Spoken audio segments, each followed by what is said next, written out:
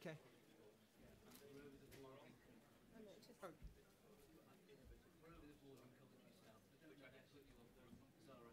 More than welcome, more than welcome. We need to get that. So you guys have to share that microphone, and we will have to make do with this microphone. I thought we'll share it with three of us. But, we'll wait. Do we have any? He is coming. Are you passing by? He's definitely here. Good. That's a good start. Well, if anyone wants to grab a refreshment while we're waiting for the minister, then help yourself still. Yeah. Yeah, we're just waiting a couple of minutes for the minister. I think he's here, should be in a minute. Ah, there you are, welcome. Can we get Hi, lovely to meet you. Rosa's here, please do. Perfect timing.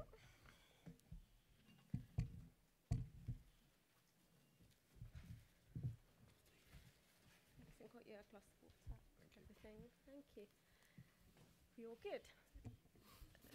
Perfect. We're all here, so we can start. So welcome everyone to today's event called Heat Pump It Up, End of the Gas Boiler.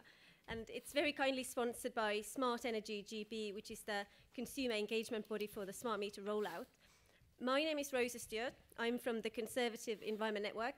And for those of you who don't know us, we are an independent forum for conservatives who support conservation and decarbonisation.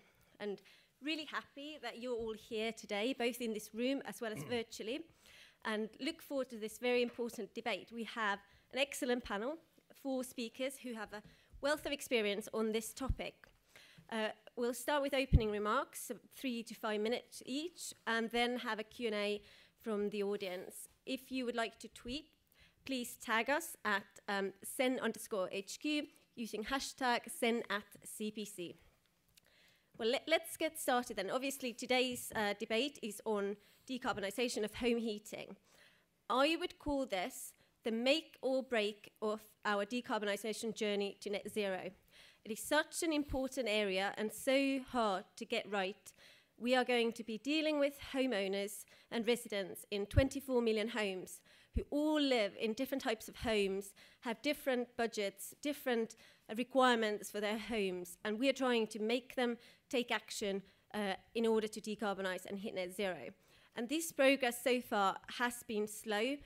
Emissions from home heating haven't reduced as much as we'd liked, and there are so many different issues that we need to tackle to really make progress. So I'm super excited that we have this panel here today to share their thoughts on how we're going to really solve this thorny problem. And very pleased that first up we have a Minister for Business, Energy and Corporate Responsibility, Lord Callanan. So pleased to have you here. And this area, obviously, clean heat is part of your portfolio base. So we really look forward to hearing your thoughts on this area and how the government is thinking about incentivising behaviour change and supply chains, businesses in this area so that we can start making progress in home heating. Thank you. Over to you. Well, thank you very much indeed, Dan.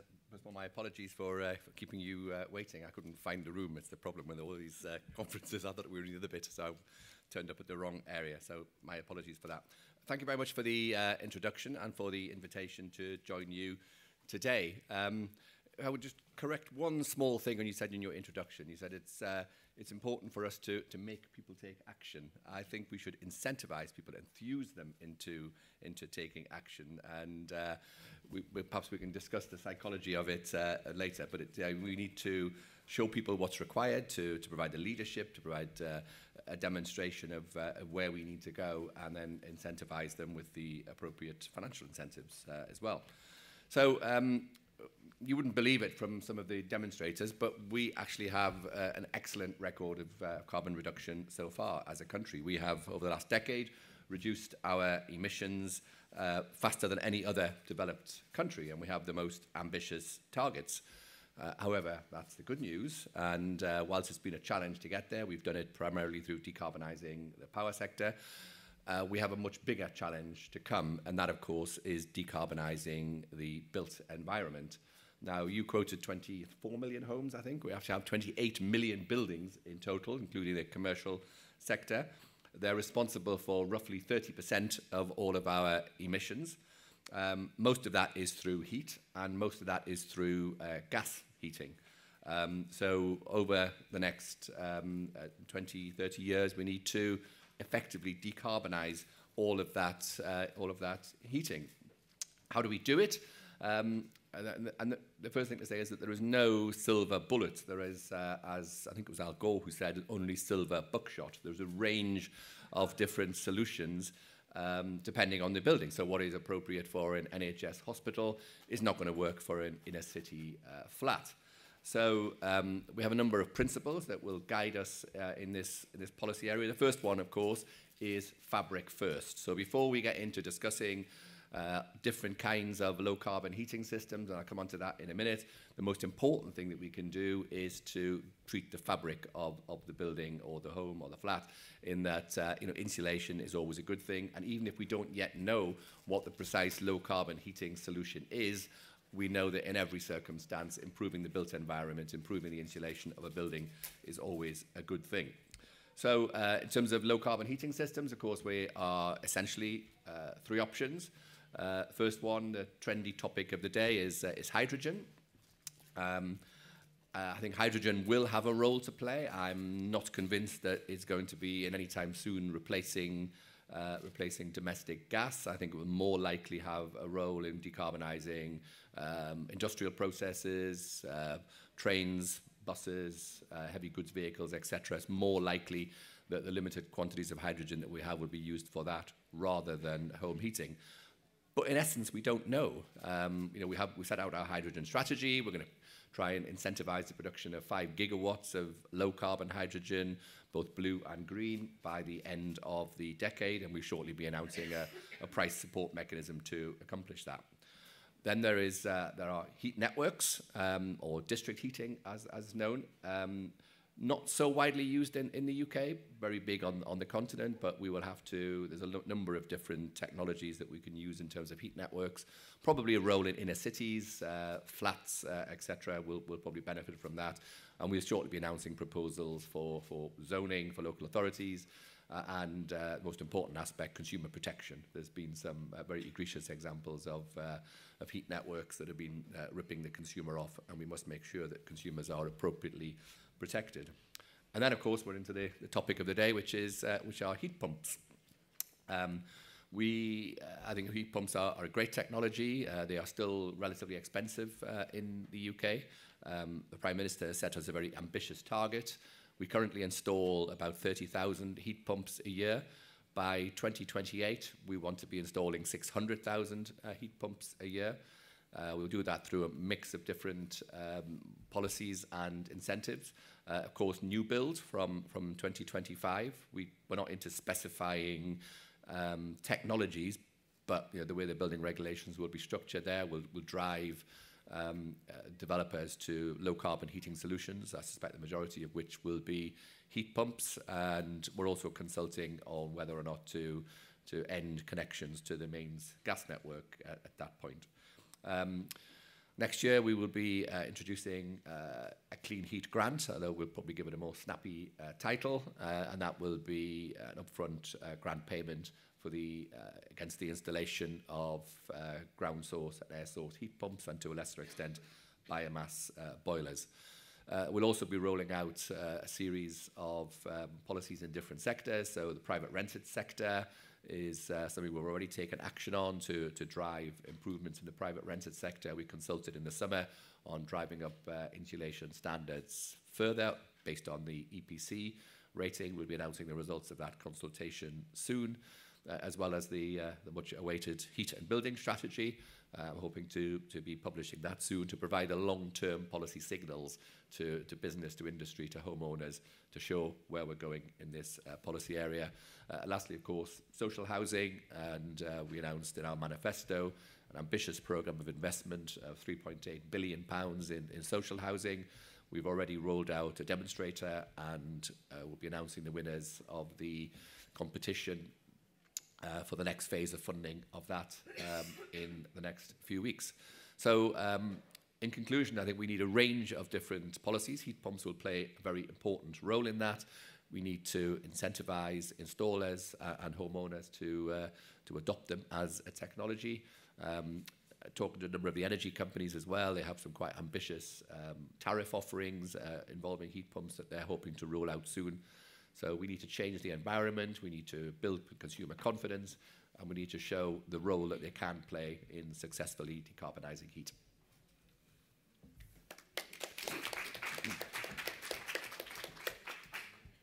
Thank you so much. Really interesting to hear all the things that are going on, and particularly good news that clean heat grants are coming up, and you're looking for a snazzy title. I'm sure we don't mind if you want to call them heat pump it up grants, or our SEN team is surely happy to suggest other good names. All suggestions gratefully received.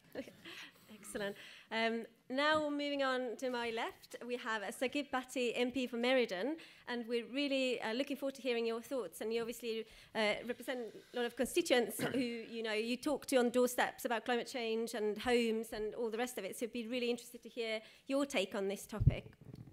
Thank you so much, and good afternoon, everybody. First of all, thank you to Conservative Environmental Network for hosting this session and having this prominent position, actually. And you can see this is one of the best attended fringes in conference. So thank you so much to all of you for taking the time out to come here. I'm assuming many of you are environmentalists and CEN supporters. A bit of a generalisation, but I'm going to make that assumption. But the reason I do so is because the whole scene around environmental development, led by the government strategy, it's obviously a very exciting time around that. With COP coming down the road, with the ambitions for net zero, and clearly heat pumps are going to be a key element of that. Of course, I'm an environmentalist, and it's deeply frustrating to me when I see activists, like Insulate Britain, for example, doing all that they're doing, because actually they undermine good debate of what we should be having, like we are today. And I noticed the PM.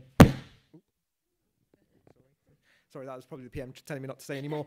But the PM, pit me to it today. But clearly, when you have such an important topic, and the Minister touched upon this, we need to take society with us to achieve our ambitions. And if you are being a hindrance, or if you're being an anarchist, or if you're, I would argue they're anti-environmentalists, because they've done more damage to the cause than they do for it. Because, like I said, we need to take people with us. And heat pumps are obviously going to be part of a key strategy to get to our net zero ambitions. It is a massive ambition, as the Minister said, that's been set out. And many of my constituents write to me. I was actually getting the numbers off my staff earlier, and it's a significant topic that comes up, because people are curious. They want to know what else, what the strategy will be. And I'm really happy about some of the stuff the Minister has said in terms of what's coming down the line, because actually I think there will be a lot of positive uptake. But of course, as you have a new technology coming, there is, I'll call it a cottage industry, because I think we can be world leaders in environmental technology, and we are well on the way to doing that. And I'd love to see, certainly in my patch, which exports all over the world, having manufacturing heat pumps and manufacturing them all over the world, not least because I think they will be the technology of the future. Like the Minister said, I think, of course, you have to have a multifaceted approach. It's not one size fits all, and certainly you have to have an infrastructure that caters for that. And it's certainly, a lot of my constituents will be incredibly supportive of that. You did ask me in my briefing note to, in terms of what I think the government should do more of. And clearly, as I refer to it as a cottage industry, there is still a need for more information to get out there, and that is a duty that is incumbent on all of us, to make sure that we are communicating with people of all ages. By the way, I've spent the last 3 weeks, I've been in schools talking to children about climate change. They are incredibly passionate about it. And when we talk about taking people with us, of course, we have to take even our youngest people to understand what the solutions are, so they don't just think that they're trying to achieve net zero is some ambition long on the horizon. And when we talk about information, of course, industry will play a massive part. And we know, as we do with other technologies, at the start, the upfront costs are expensive. There is concern about that. But clearly, when the industry, I know the CEO of Octopus Energy has spoken about when economies of scale are achieved, they'll be able to halve the cost. I mean, that will be absolutely crucial. And I think you will see a massive shift as the cost comes down. Because ultimately, if you are in a household and you've got lots of bills to pay and all sorts of other things in your mind, this is one of those things that we will absolutely have to capitalise. And coming back to the Minister's point about incentivisation, we need to make sure that industry has the incentives as well to do that through R&D. And really, I think I applaud the grant payment that is going to be coming down the road, and the strategy. And really, I guess incentivisation is probably what I'll speak about a lot, because I'm a big fan of encouraging people to take on this technology, and that's the only way we're going to achieve our ambitions. Thank you.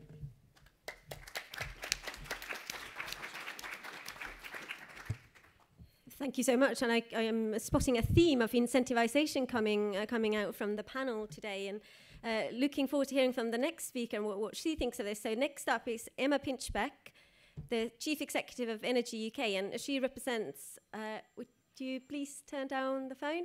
That would be much appreciated. So Emma represents the energy industry and related sectors. So will be really interesting to hear her take on incentivisation in this space. How do we really grow those supply chains and all the innovation that's going in the industry in relation to heat pumps?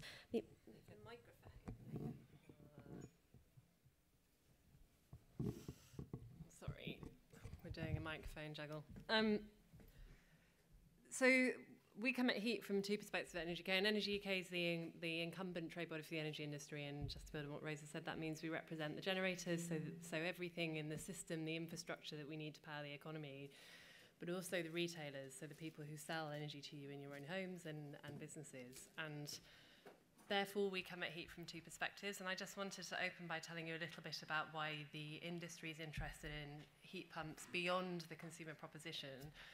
And straightforwardly, while it's not the total solution, the way the energy market is moving from top to bottom is towards technologies that generate very cheap electrons. And so if you get EVs on one end of the system, you're getting variable renewables on the other. And so one of the reasons that we think electrification of heat is very important is not, in fact, to do with the consumer proposition on the end, but to do with the way the whole system will run, the fact that that is then cheaper for end customers, because if you've got cheap electrons being generated at one end and they can run all the way through, it's just a very efficient way of running the system.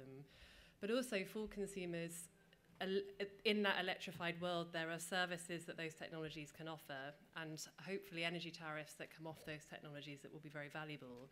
And I think when we tend to think about heat, we're still stuck in our traditional, what we call vectors in the energy sector, where heat and transport and power used to be very separate. And in the world that I sit in now, in the industry I sit in, those worlds are merging. And so I think that's really useful context when you hear the debate about electrification or hydrogen or bioenergy and the technologies government's choosing. We're trying to do two things. We're trying to think about customers and the service you get in your homes, but also the wider system. It's very, very exciting because it's effectively, I describe this moment in energy as a bit like the discovery of the steam engine. We're at the dawn of a kind of new industrial age, and I would love government to kind of grasp that and run with it and what it means for the economy. On heat, as others have said, it is the biggest challenge. So heat pumps are not the only solution, and we don't advocate for only heat pumps, though we do think electrification is the way to go. And it's complicated because it's personal. So it's not just this, exciting infrastructure world I've talked about. It's our own homes, it's our own communities, and just as with transport, that presents its problems for politicians and opportunities. So it's behavioural, it's technological, it's highly regulated. We need a mix of solutions. Our building stock in the UK is varied. There's a difference between on-gas grid and off-gas grid, private rental, domestic, all of those things. And so we will need a range of technologies and for government, probably targeted policy for each of those areas too. However, I thought the Minister covered that off admirably. So I've been asked to talk to you a little bit about the exciting retail proposition. And actually the reason I took this job, lots of reasons, I love the sector, but just to alienate anyone who's a renewables generator in the room, I'm sorry. I have decided that energy retail is really the future and the secret to delivering net zero. And that's because the people who talk to you every day about your energy system are your retailers. Now, they might not always do it effectively. You know, I'm not saying that we don't need to make some improvements there, but your energy supplier in the future will be talking to you about energy services. They will probably also be offering you the technologies that we're describing. So they will be the ones to supply you with a heat pump, as well as, and alongside the traditional route to getting a boiler, which is often when it breaks down and you phone a plumber, or when you move house and you're doing retrofit or some other intervention point. At the moment, we haven't targeted policy at all at building that commercial model. You know, what happens if the energy retailers get hold of this and sell it to you like you'd sell a boiler? And whilst I'm interested in the traditional installer route, I think this new retail proposition is really, really exciting. Someone's already mentioned Octopus, but I will tell you for free that there are 5 other retailers that I know of who are developing similar propositions. All of them have a different route to market. All of them have a different sense of how they're going to get cost reductions, but all of them think they can get cost reductions. And just on the cost reduction point, another observation from conference is that I think it's poorly understood about how those cost reductions come.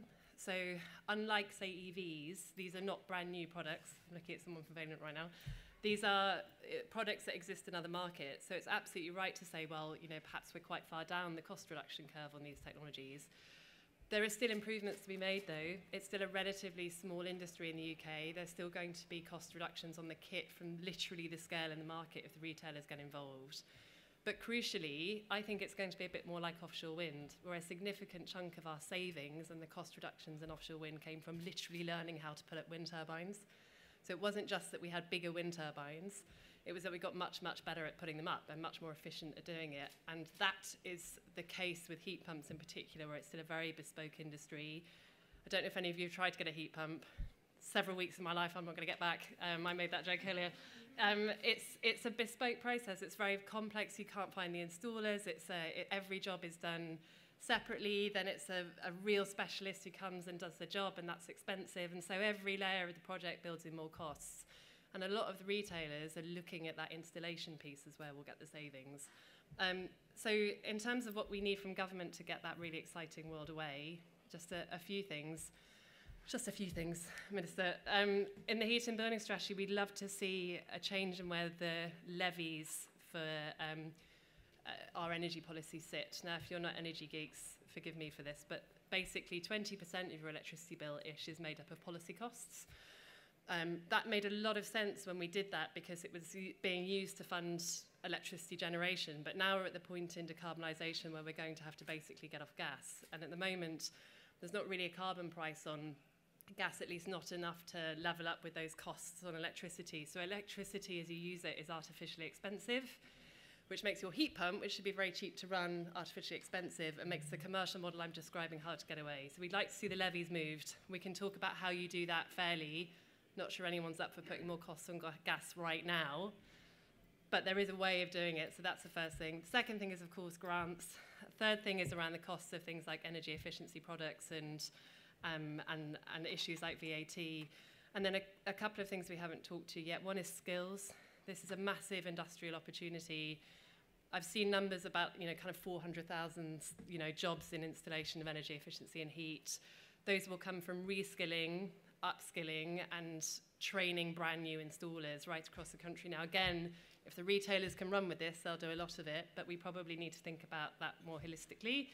And the second thing is just two niche things, a little bit of nudging for the able-to-pay market, both by things like green mortgages and finances and other ways to help fund the kit rather than necessarily public capital. And perhaps some regulatory nudges. I'm not against the idea of targets and things like that, so long as we've got the support in place. But lastly, because no one said it, we do also need to make sure this is fair. If we're going to go for a commercial proposition, which will probably be about the able-to-pay market, getting these technologies and socialising the costs, we need to make sure vulnerable people also get a look in, particularly if these technologies are as exciting as we think they will be. We want to make sure the transition is fair, so we're also recommending targeted support for the vulnerable. And just to finish, the reason this is important, for me as an energy specialist, is a really exciting industrial opportunity, but also these are just better technologies and they've got lots of co-benefits we never talked to. And I spoke about this on an earlier panel, but there's an assumption we're making people take out a good heating system and giving them something less good. I completely forgot this when I was thinking about my own home, but I'm a mum of a 2-year-old. I think she might have asthma. I have asthma. I spend my whole life trying to avoid NOx emissions on the street by siding like a sad crab with the pram away from the road. Did not even occur to me that my boiler is a source of NOx emissions in my own home. I mention that because as a mum, that thought of her and air quality in her health is as significant to me as climate change, and I get out of bed in the morning to do something about climate change. So I think there's a wider set of values here, including health, that we should think about when we're thinking about the heat transition. That was probably really long, because that was like 10 years of heat stuff in a rant. But there we go.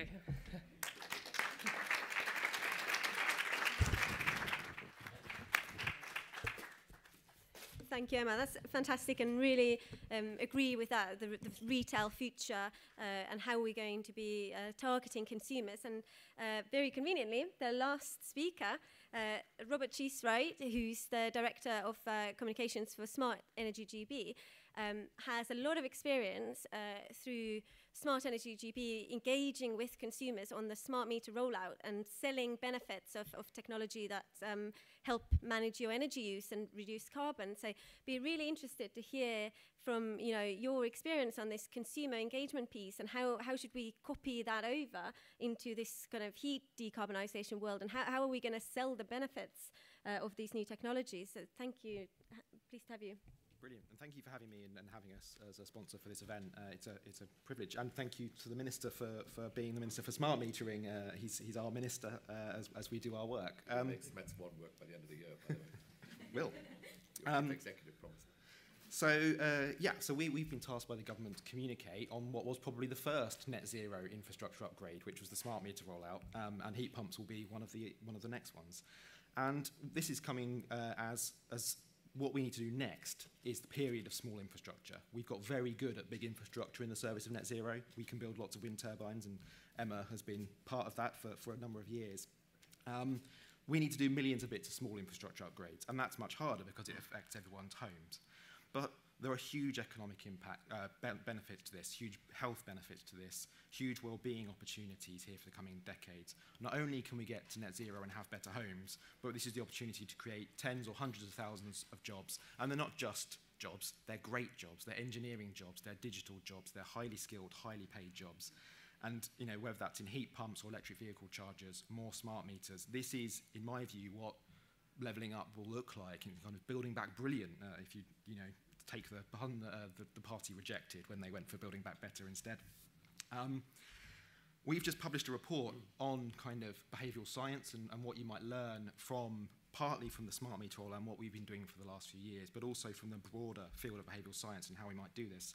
And the Minister is right, it is about incentivisation and infusing, and the way that we've looked at it is also about removing barriers and giving confidence, and those will be the things that we can allow people to take these things up. So we firstly need clear communications, certainly learn the lessons from our campaign, the good and the bad, and we stand on the shoulder of Digital UK and the digital rollout. We're not a new thing, and learn the lessons from that, and then learn some of ours as well. And we found that good communications are a key point, the key for motivation, but also providing those perfect trigger moments in time and working out when to talk to people about this.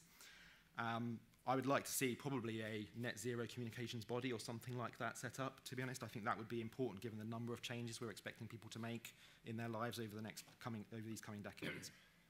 The good news is that we know that heat pumps can go from being novel to being normal very quickly. Revolutions happen very slowly and then all at once. And we know from other countries like Norway, which has 60 times the number of heat pumps that we have, that these are actually very normal bits of technology, just not for us yet, but I'm confident they will be. Ability to pay is the biggest thing that we can do, and that's the biggest barrier to remove. And Emma's talked about some of the things we need to do. We need a multi-year grant-based funding settlement. That's important to give people confidence, but it's also important for the sector. We need long-term funding so that the supply chains can really ramp up and have the confidence to create those jobs and then bring down the costs and get to the scale we need. I agree with Emma that we do need to think about VAT. It makes no sense to be charging VAT on the lowest carbon technologies and not on some of the higher carbon technologies. And we do need to remove the costs of low carbon from electricity. I don't know where to put it either. I don't know if it's gas. I don't. On that, by the way, the view of the sector at the moment is that it should be into taxation, but and that you could put it maybe even in the ETS. But what we're saying is at the moment, given the situation we're in with gas prices, that maybe we move the levies off electricity bills, give everyone a break for the autumn period, and then look at the kind of final home for them in the spring. And I'm quoting Rachel Wolf there rather than from this morning. So, you know, I'm saying, given the current politics, I think we're all saying. I'll agree with you on the basis that I certainly don't have a better answer. And the other thing is making it cheaper to run. So one of the good things we've got is we can use energy flexibly. So we can come up with better business models. So we've talked about time of use and better tariffs that Emma's members and my members are delivering. That means that we can use the electricity when it's best for our grid, but then also that enables the people with those to be rewarded with cheaper prices. That brings the running costs down, which means that we're more likely to get them. The other new business models we can get to are things like heat as a service, where you can pay for the costs of these upgrades as part of the ongoing running costs. And one of the big competitive advantages we have in this country is we have a great financial services and broader services industry, and we should absolutely put that to the work in terms of trying to achieve different models for doing this. Some of our research found that actually some of the barriers that we think about, that we sort of assume aren't necessarily barriers. So one of the ones that we find harder is actually around older audiences and potentially not being tech savvy. Actually, our research found that they're, if anything, more likely to want to take these up. So we absolutely shouldn't leave them to last. Similarly, vulnerability is absolutely not an inherent barrier to taking up these technologies. We should absolutely design things in for vulnerable consumers. We would obviously need to explain the logistical challenges and give confidence and reassurance that this can be done, whilst not overselling that it is difficult to do some of these things. But I think confidence is one of those key issues. To give confidence, I think we also need to get redress right. And one of the things I think will really help uptake is if we do have high quality redress when things go wrong. You know, it might be a number of years before an issue with a heat pump or any other green technology emerges. Do we have the regulatory framework that's fit for purpose to deliver that? You know, we've got the Energy Ombudsman, we've got Citizens Advice as a statutory body. I think we need to make sure they're well powered to deliver this. And my final plea and my big plea, and actually it's been really interesting in conference over the last couple of days, we've talked a lot about social housing sector. Mine's the private rented sector.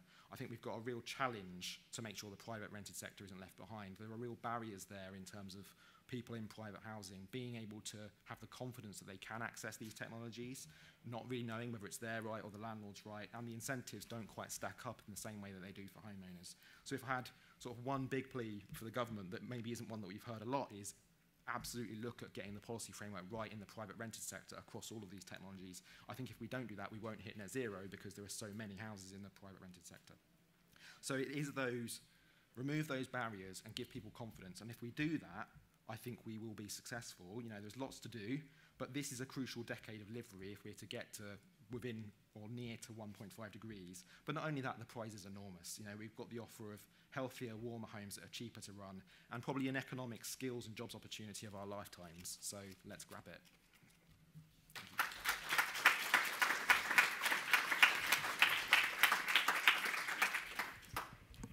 Excellent, thank you so much. We are now moving to the Q&A. I will ask one question and then get around to the audience. And I've clocked the people at the back, so the microphone might want to move that way already. There's already across the panel started a little bit of discussion on the levies and energy bills, and obviously what consumers and voters know about energy at the moment is that we have an energy price crisis. That is the one thing that is out there. People feel it and people read about it. And knowing the history of kind of energy pricing and energy price cap, and how politically sensitive it is. I'm wondering, and this is a question to everyone in the panel, whether it is ever politically viable that we continue putting more things on bills, and even when we talk about carbon pricing, whether it's politically viable that we would have a carbon price on gas, because as a government, you're always quite likely to come back to the same point that we need to have a price cap and make sure bills are affordable, because people need to both heat and eat, and it is simply a fact of life. So I will start with that, and then we'll ask audience to put more questions. But let's start with the Minister first. is, of course, demonstrably true that in order to provide the proper incentive, gas is, you wouldn't believe it, but relatively cheap compared to electricity. And if we're going to electrify heat, then we need to provide the proper financial incentive. So we've recognised that in government. These things are a matter for the Chancellor, says he, passing the buck rapidly. I think it's no secret the Treasury were looking at extending the ETS to gas. Probably not the best time to be announcing such changes at the moment, but I will leave the Chancellor to take those decisions. So maybe I'll move on to Emma, who I think last night did see the Chancellor. I don't know if he's tipped you off on that. No, look, I mean, yeah, it's clearly a really interesting, challenging time for the energy industry and more importantly for consumers on the other end of what is a fairly remarkable spike in gas prices. And I spent most of my time up until this point talking about what we do to get through the autumn. So as far as the industry is concerned, and the price cap, which Rosa asked about, we're keen to see it stay for at least this period. And I realise that that's not always the noise you might have heard from the sector, and we certainly need to look at retail market reform on the other side of this. But right now, it's insulating people from the worst of the price spikes, so we recognise its value.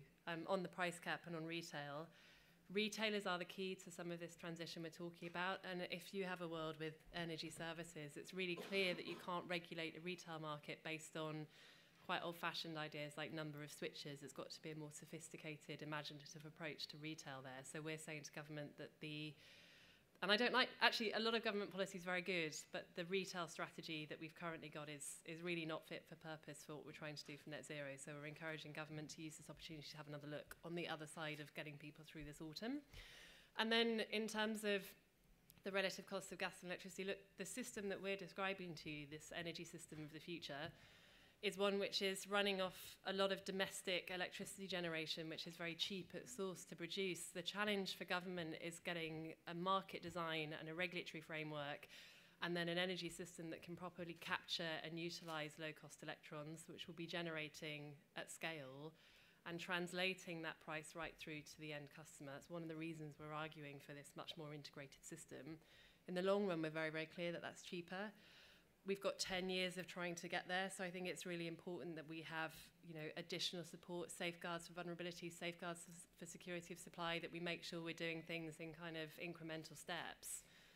But it's going to be better for everyone to get off what is quite a volatile international commodity onto our own domestic cheap electrons, and then the supporting technologies around that. We're pro-hydrogen and all of that kind of thing too. So,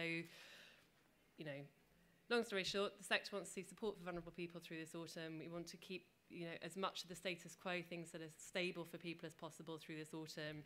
On the other side of this, we need to do exactly what the government has done, which is double down on transforming the sector in line with where the cheap commodity is.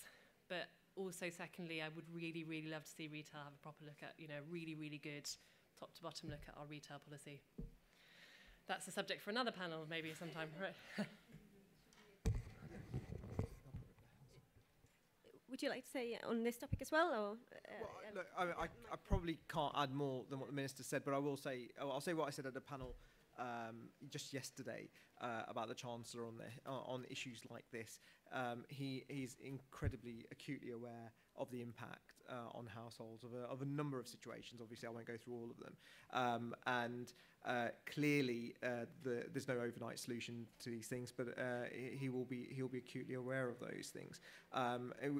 We've mentioned the retail market. Of course, given what's happening, I think it's important that that retailers also maintain consumer trust as well, because obviously that will be on a lot of people's minds, and we have to be aware of that as we move forward and want this new technology to be adopted. Really, thank you. Yeah, go for it. There's some amazing work being done by Laura Sands on recosting energy, and basically what this work shows, if we can get to the true cost of what it takes to generate electricity and the right technologies, heat pumps and electric cars are by far the cheapest because of the services they can provide to the grid, because you can use them in off-peak times, and electric cars, because they're a battery on wheels, we can store all of those cheap green electrons. So I think Emma is absolutely right. We need after this autumn, definitely after this autumn. But I think there's absolutely the case for a real complete restructure of the way we run our retail energy market and come up with one that actually truly reflects the costs of each technology. Because then, once you do that, heat pumps and electric cars become the cheapest, and we can get them in and we can get to net zero much more quickly. So I think, yeah, sorry off Jem, but I think you need to really go and design it from the bottom up again with something that really works for us. Okay, well, there's some serious calls coming on this panel for the direction of the regulator. We'll hand the microphone at the back. I think it's that gentleman in the corner who put their hand up first. Thank you very much. Leon Cook from Ascus Communications. To use an amended political phrase, I don't agree with Nick, but I do agree with Emma in terms of green financing, a multifaceted approach and long-term incentives, all of that. I'm sure it's not lost on the Minister that as far as social housing and the decarbonisation fund is concerned, if you speak to contractors, you could take that committed money of 4 billion and times it by a multiple of 25, and you might get somewhere closer to what we actually need to achieve this. And I would also say, you mentioned biomass, and obviously if you speak to the clean heat team within BEIS, they'll say heat pumps, heat pumps, heat pumps, but there are alternative technologies that are being locked out in a post-Brexit context in terms of manufacturing, jobs, export. But you know, heat pumps aren't the cheapest things in the world or the smallest things in the world. And speaking on behalf of Infrared Technologies, what commitments can he give either in the strategy or long term about how they'll be incentivized to continue to export and make their stuff? So yeah, a question on wider heat technologies and what's the approach? Minister, would you like to say a few words? Sure. Would I like to spend 25 times more on social housing? Of course. But, you know, the Chancellor, I think, has the most difficult job in government because all of us in the spending departments have lots of great ideas about how to spend more money. The hard bit of politics is raising it, and you know, I don't envy him that task and getting the balance right. So we will see, you know, the outcome. We put in some good bids in the spending review, and we'll see what the outcome of that is. I never said that, you know, heat pumps was the only solution. I was very careful to say there are a range of technology. Heat pumps are one example of them. Hydrogen possibly. Heat networks I also mentioned. I'm aware of the issue of infrared heating, and I think it's fair to say that the evidence is not there yet that this is an efficient form of translating electricity into heat. But you know, as I say to all of these technologies, whether it be infrared, whether it be HVO, heating oil, etc., which I'm constantly lobbied, provide the evidence. If the evidence justifies supporting the technology, then we will. Thank you. Question, should we take the gentleman with stripy tie there, with a blue stripy tie there? Yeah, that's perfect. Thank you. Hello. Could I ask, could you tell us a little bit more about how heat pumps actually work? I'm afraid I don't know very much about them.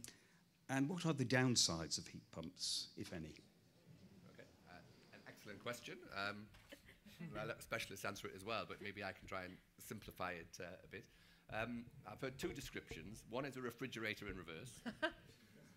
And two, I think British Gas were promoting it as a boiler that runs on air. It's probably the best way of doing it. So they, it's basically a method of turning, using electricity to turn, to warm up air in a condenser and exchange it through a heat exchanger and pump water around your house. Similar to a gas boiler in that respect, except the water is at a lower temperature, usually, to make it as efficient as possible. And so therefore you then need bigger heat emitters, radiators, and you need better insulation in order for it to work effectively. What are the downsides of them? I shouldn't be dissing the technology in an event to promote it, but there are a couple. One is that it does run at a lower temperature, so you need to get away from the idea that you can have sort of instant heat. You need to have a longer period to sort of warm the premises up, etc. You have a big, usually white box sitting outside your home, pretty much like an air conditioning unit. They look very similar, quite large. There's a bit of an issue about the noise from them, and particularly in dense urban environments. Although I went to visit to plug a technology, Dakin, the other day, And they were demonstrating this heat pump, and it was incredibly quiet. I was watching it, listening to it indoors, and I was very impressed. But I do get letters complaining about them.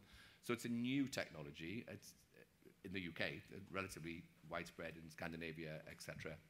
But I think your question is very illustrative of the fact that we have a lot of work to do in comms, publicising, demonstrating technology to people, which is why it's very important that we build in the appropriate consumer protection. If they get a bad reputation, if people tell their friends, publicise on social media that they've had one and it doesn't work or is not effective for them, then something can get a very bad name very quickly, and we will destroy our case. So we're very keen to make sure that certainly all the grant aid schemes are backed by insurance-backed warranties. You take a whole house approach. You know, we can't let the impression be created that all you do is turn up, rip your gas boiler out, put a heat pump in, and everything's fine. Not the case at all. You know, you need to look at the whole system. Yeah, I mean, that was, I mean, 3 weeks in the job, that's quite impressive. They are just a very different technology, I think, for UK consumers. That's the biggest challenge I see. And that's for two reasons. One, it's the ambient heat piece. So you run them, they work most effectively when you basically run them all of the time, or as close to all the time as possible. And the sorts of tariffs we're talking about, you might be able to turn them on and off for a bit and do it efficiently. But rather than turning a boiler on for a particular kind of day and jacking your heat up quite high and heating your whole house up and having very hot radiators and hot rooms and cool rooms, a well-running heat pump will keep your entire home at a comfortable temperature. And that's actually better. It's better for health outcomes, and it is more comfortable. It's certainly better for vulnerable people and elderly people, and that kind of extreme temperature change is actually better, but it will feel very different. And I think that will be very interesting for British customers to experience. So that's the big behavioural change. And otherwise, there's a few different types of them, so that's the only thing that hasn't been said. We're mainly talking here about air source heat pumps, where you're basically jacking up the air temperature through a heat exchanger. And so the cost to the consumer is the electricity you need to run that heat exchanger to kind of jack the temperature up. But you can also do them with ground source heat pumps. That's a borehole or an array in the ground, and it's the same principle. You're jacking up the temperature from the ground source temperature there. There's also water-to-air heat pumps, I think, as well. So there's a few different options. The reason it's worth mentioning ground source is that if you're someone who has got an oil boiler and you're in a rural property where you may have a garden with an oil tank in it, it's quite likely that a ground source heat pump might be quite a good idea for your property, because you're removing a really massive oil tanker and you're having a borehole instead, so there's space. In cities or in places where there's more of a challenge, it's likely to be air source. So yeah, that's the only thing I'd add. I mean, this is amazing. I feel like if anyone has any questions about your central heating system, you can both come and talk to Lord Callanan or Emma afterwards and just get it all sorted. But next up, so gentleman at the very back who's had a hand up from the beginning. Hi, I'm Dave Blatchford from Bath. I'm a property developer. We're already fitting air source heat pumps, and we found the most efficient way is to put underfloor heating in, because that keeps the constant temperature, and it's also insulated as well. We've not had much support from any parts of the government by telling us not to fit gas. You know, there's a few people in the room that may remember the 70s, where we put all our eggs in one basket, and we used to have strikes, and then all of a sudden there was no electricity, and at 8 o'clock at night everything would go out. There was a choice made then, was we had to give people another source to be able to heat or make a drink or cook. I think we need to explore other avenues as well to go alongside all these other aspects we're talking about with electric. I can take a bit of that. So I think, and again, I'm really sorry for anyone, and I see some faces I saw this morning, so I'm sorry you're hearing like the same message a billion times. But the UK system's actually pretty interesting. I use interesting loosely. My husband describes me as the most boring woman alive because energy policy. But it's interesting because we're going to have both we're a developed economy. We've got big centres of demand like cities and manufacturing, but we've also got the kind of consumer base that will be able to get EVs and different technologies in their homes, and we've got a liberalised energy market where you get new services. And I tell you this because effectively What we know is that our system is going to have a mix of technologies on it for all those reasons. So upstream, yes, large-scale renewables, yes, the dominant source of electricity generation, but other technologies that will sit around them and help them operate. Similarly, for heat, there was a really interesting dinner last night where we were talking about waste to heat applications and heat networks where you might have a kind of large source of municipal waste that you could then use to turn it into heat as part of the waste processing process. And there are going to be some parts of the country where those kinds of technologies make sense because of like place-based reasons, things like you've got a site of waste, or in the case of hydrogen, if you're near an industrial cluster, if we're building new nuclear power stations and you're near a nuclear power station, having a heat network that runs off the energy that the nukes create, also a possibility. So that goes without saying, and someone else mentioned bioenergy as well earlier. So there will be other technologies in the system. I think our message from the energy industry is that if you look at the revolution that's happening in the values in the market, it's very, very clear that we're moving away from a system dominated by effectively molecules and the wholesale price to something which is about green electrons and trying to capture the value of that. And that's why we're interested in electric technologies end to end.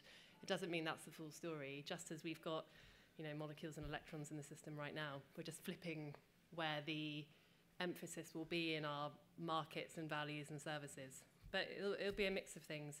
I think on that, by the way, I'm very concerned with making sure we still have customer choice. So if you're going to have really interesting services, tariffs, products for your electric heat pump, I think it's really important to make sure that the people who perhaps are on a hydrogen network or a energy from waste network or some other thing also get very good value from that. Might not be the same thing, might not be services, but maybe they need much cheaper energy to compensate. So worth thinking the whole system through from the customer perspective.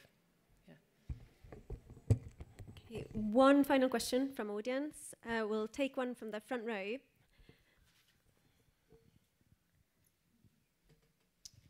Thank you. Dave Blackman, representing Utility Week magazine. There was an emerging theme at the beginning of this panel around incentives.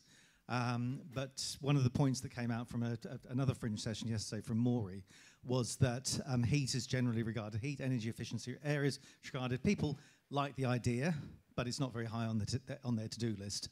And her point was that it would be insufficient to rely upon carrots. We'll also need sticks in order to get this through. So in that context, I mean, given that this has been a very controversial issue during the summer, when's the right time to stop people from installing new gas boilers?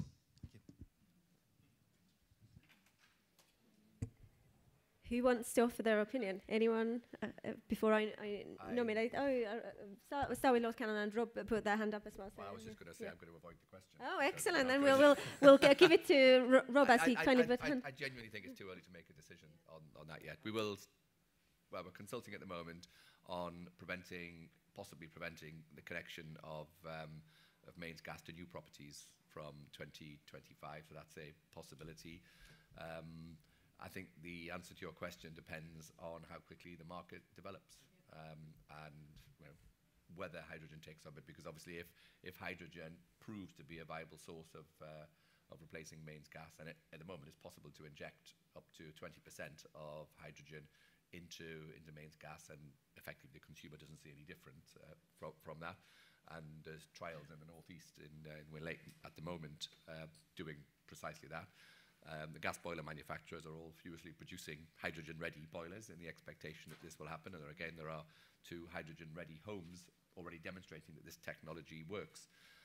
So if hydrogen does prove to be cheap and available at vast quantities, then it's possible we might never wish to ban gas hydrogen boilers.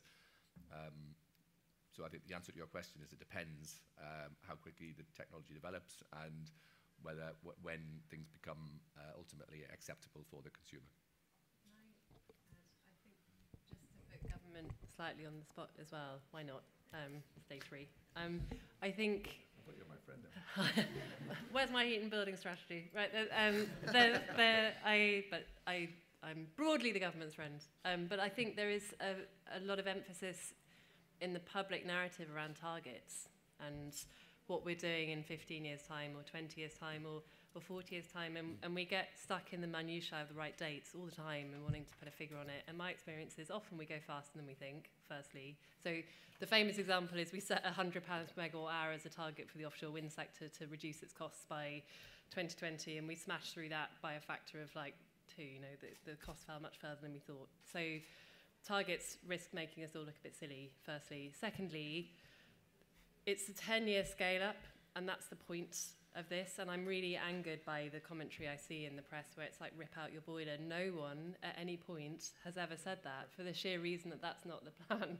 You never do a technology change that way. We're talking about scaling up the technologies we already have, heat pumps, and investing in the technologies that we think we might need, like hydrogen and heat networks, and seeing where we get to. And I'd far rather the focus is on delivery than I would on another target in 15 years' time, you know, because those things are relatively easy. The difficult thing is cracking on with the job.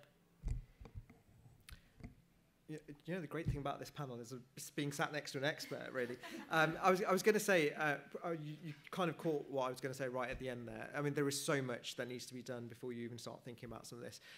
Really, at the end of the day, I called it a cottage industry because while there may be an industry in Norway, etc., it needs to go into the mainstream here. We need a diversified market, as has been spoken about. We need houses to be retrofitted. We need that to be cost effective for consumers, and we need trust in the system as well. I think all of those things, when they come together, Emma spoke about a 10-year scale-up, then you start to look at what can be done in the future. Yeah, I think incentivizing people, leading them, persuading them is a much better way of proceeding than forcing people to do it through the... So much more in favour of carrots than sticks. Yeah, I would echo all of that. I mean, we saw with the sort of new EV thing, or not having internal combustion engine cars, that happened once the EV market was more mature than where we currently are with heating. And you know, we're now at the point where an electric car can do 300 miles on a charge, and people can have much more confidence in them, and the price points are coming down. So I think we do need to get the market conditions right. We're seeing a similar debate with smart metering about when is the point to add more incentives in, as it's a low interest category, energy overall, and then the thing that's under your stairs, the smart meters, is even lower interest, and heating will hopefully be more exciting than smart meters, but it's still hard. Is how do you get, firstly, remove the barriers, get the communications right. That's the kind of lowest rung on the ladder of intervention, but then you are talking about helping people with their motivations and the right timing, then incentives, and hopefully you never get anywhere near kind of stick-based stuff or mandation. So I'm confident that, you know, the end of the gas boiler can come, and relatively soon, and sort of as I said it, I think revolutions start slow and then happen all at once, but I think not quite yet. The market's not ready for it, and I think get people confident first before you ever try and do anything that's stick-based. Incentives work better on the whole as well. You might have to get there with some of these things, but I don't think we're there yet. Actually, smart meters are a good example of a stick and carrot approach. Actually, one of the big energy companies came to see me the other day saying it's about time we mandated the fact that people should have smart meters. I think is a crazy policy. You know, the idea that somebody from the government or the electricity company is going to sort of turn up at your house and force you to have a smart meter. I can't think of anything that would cause more resentment and opposition among people in the country. Much better to incentivize them, show people the advantages of them, to show what innovative smart tariffs can be introduced and that they can take advantage of through them, etc., that the neighbours have got one and like them, rather than, you know, produce a big stick and say the government's going to force you to do something. Totally against the British psyche. Yeah, and I would say, just sorry, I know I come back in, but I think one of the lessons from smart is that early days do set the structure and the kind of tone all the way through. So we do have to get the consumer experience of heat pumps right and have people confidence in it. Totally. You know, the challenge with the first generation of smart meters that is well known. That did mean that now people are less confident to get them. They are absolutely crucial for net zero. We need everyone, particularly in this room, but across the country, to get smart meters. But we do have a lot of making up to do to the great British public to show them that it's the right thing for them. And so that's one of the key lessons for heat pumps is start ahead rather than making some of the mistakes we maybe made on smart early on. Thank you so much. I'm going to ask one quick question for the panelists, and then we will end it there. So I am going to ask something slightly personal. So you are all living in a home, I hope. and assume that is correct. So you have hopefully also some form of heating in your house. So when you are thinking about your own home and the fact that you will have to, and at some point in the future, decarbonise, and obviously Emma might be ahead of the curve, maybe others as well, we'll hear in a minute. What is the thing that you are thinking about? Is it the potential noise that will annoy your neighbour, or what is the thing that you want sorted, or you already embrace the technology? Tell us your views. We'll just go down the panel really quickly, so start from that end. So I've tried to get a heat pump. And it was sort of in the early days of the Green Homes Grant, and it was so difficult to do, similar to Emma, that I've lost a number of hours to it. So it's simplify the process and get the rewards long term so that we can have confidence to do it. I instead of doing that, I got solar PV and a battery, and I'm now constantly checking my app, and I'm excited. I'm now selling energy. I'm selling energy back to the grid cheaper than I'm buying it, and it's remarkable. And this is the world we're moving to, where we are part of the system. My house is a mini power station, and we're not just recipients of electrons. We're part of the whole system. So I want that for heat. Please, Minister. I'm conducting an in-person experiment in that I have electric heating in my home in Newcastle and gas heating in London. Very good. Well, I'm house hunting at the moment because of COVID. Moved into my constituency and we're renting, but my plan is to make it incredibly energy efficient, with solar panels or whatever we can do. But it's just got to be a really simple process, because otherwise, if I find it hard, there'll be loads of people who are less tech savvy who will find it even harder. So I have my first house, which, let me tell you, is great and terrifying in equal measure. And we bought a ruin because we bought in London, and so that's how you afford houses in London. And so we got to retrofit it, but I had a 3-week-old baby, which is the caveat in this process when we were doing it. So it's a very energy efficient house now. It was a running joke with my builders that when I did turn up, I'd be like, could you put some more insulation? So it's fiendishly efficient, and we made it heat pump ready. So it's got underfloor heating in the extension bit, and then it's got very big radiators, efficient radiators everywhere else. And we looked into getting a heat pump, but I'm mid-terrace. I'm mid-terrace on a London street, and for various reasons, including like where my doors and windows are, the planning process to get a heat pump was doable, but it was very complex with a 3-week-old baby. And then my heating engineer and my electrician just weren't used to heat pumps, and also kind of freaked out. So I had no expert that could do it for me, and my little girl wasn't very well either. So this is my excuse for just going like, we're not going to be here forever, so we'll put a very efficient boiler in that we very rarely use because the house is really insulated. And then I think it will either be a heat network or it's heat pump ready for the next owners. And if we're still there, and I'm surprised myself, in 20 years' time, then it'll be a heat pump for us too. And by then, I promise you, subject to a few small tweaks in policy, there'll be a retail proposition, and the heat pump will cost the same as a boiler. And so, if I'm being honest, I also knew that was coming too. And I think for the next owner, I feel no guilt about the fact that they'll get to the heating system cheaply. It's all nicely ready for them. Can I get some advice off you when I yeah. We've got spreadsheets. I'd love to do that, thanks. I feel like there's going to be queue after the event just to get technology advice on net zero technology, which is amazing. Thank you so much to all of our panellists. Thank you, Smart Energy GB, for sponsoring, and all of you attending. And Sen is very happy to have seen you. If you want to join us and support our work, sign up as a supporter on our website, and we really look forward to seeing you at our events in the future. Thank you, everyone.